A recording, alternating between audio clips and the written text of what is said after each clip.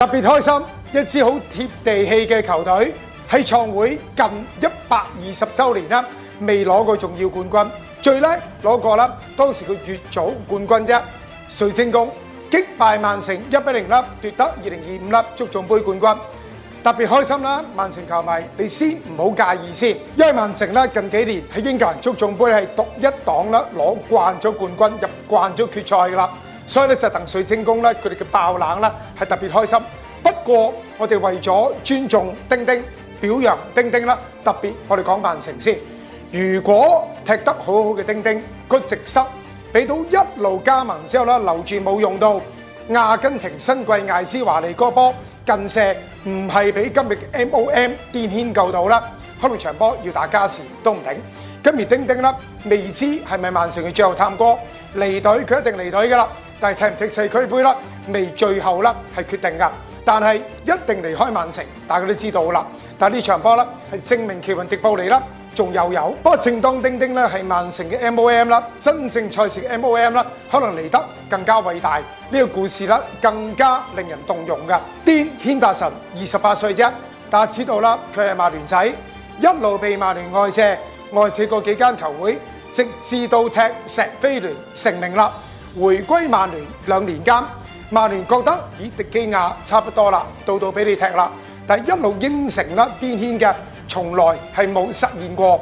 甸軒都嬲到啦，我唔踢啦，有啲咁多啦，氣憤劈炮離開曼聯，跟住到森林啦，又傷喎，又踢唔翻佢錫菲聯嗰個水準啦，直至到23年嚟到水晶宮，直至到琴晚呢一場波用夠起碼6個必入波。包括馬無小嘅12碼啦，成為水晶宮贏波嘅功臣。咁當然啦，另外嘅 MOM 第2啦，應該就伊斯啦。成季啦，佢上半季冇咗奧利斯，去咗拜仁呢個好拍檔啦，唔係特別慣。但下半季啦，搭阿美迪達搭右翼位嘅蒙魯斯啦，越搭越好。咁而教練加士拿啦，帶領個法蘭克福成為個歐霸杯冠軍，知道佢係杯賽專家㗎啦。但係難得地15個月啫，令到水晶宮係護級球隊，到唔受護級，到輕鬆入到咧足總杯嘅決賽。而今日呢場波啦，可以話實至名歸，好有壓力咁啦，係擊敗大熱門嘅曼城，抵讚。不過我哋大力歌頌嘅背後啦，的確係呢場波有個問題球啦，就係甸軒達臣啦，有冇喺禁區外喺夏蘭特面前拍走個波咧？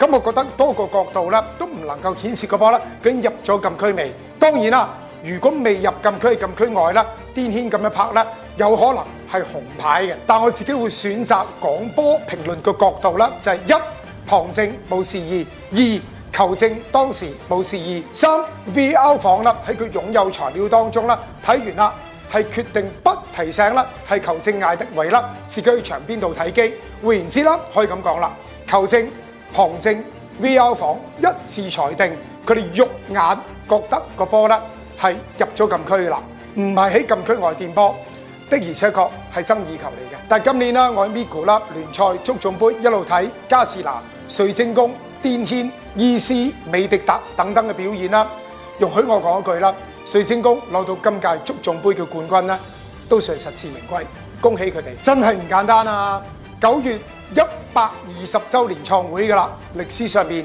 第一個重要錦標啫。好啦，足總杯塵埃落定㗎啦，曼城啦要等下個禮拜週中啦補翻第37輪嘅聯賽，攞唔攞到歐冠位置極之關鍵。咁而啦，今晚禮拜日啦有2場波都極之關鍵，關於歐冠嘅賽事。我個房啦4場直播，7點開始睇戲。Migu 丁偉傑繼續等你。